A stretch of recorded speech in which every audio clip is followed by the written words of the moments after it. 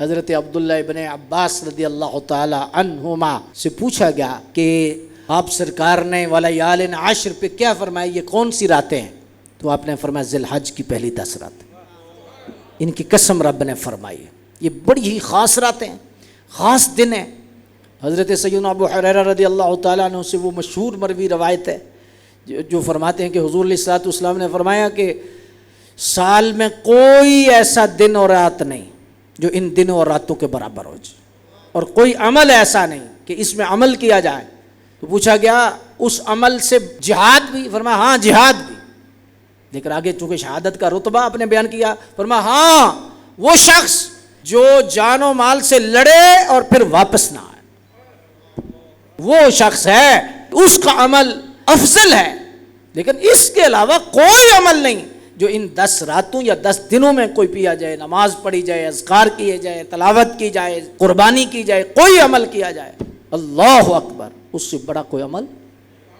نہیں ہے۔ یہ حدیث شریف قربانی پر بھی آئی ہے، قربانی کے دن کے حوالے سے بھی حضور نے یہی فرمایا کہ اس دن میں 10 ذی الحج کو 11 اور 12 کی یہ تینوں دنوں میں اللہ کے ہاں خون بہانے سے بہتر کوئی عمل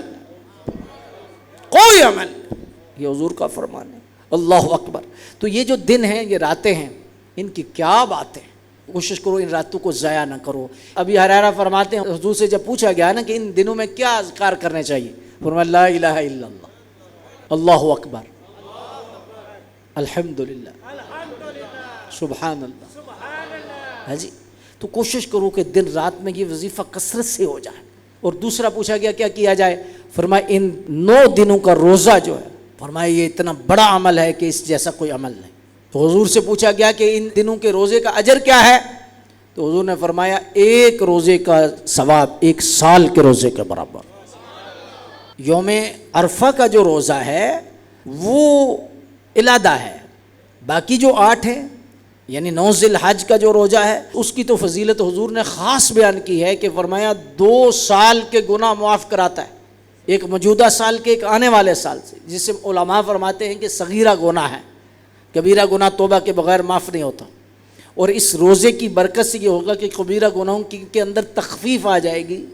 اور اللہ تعالیٰ آسانی کر دے گا بخشنے میں۔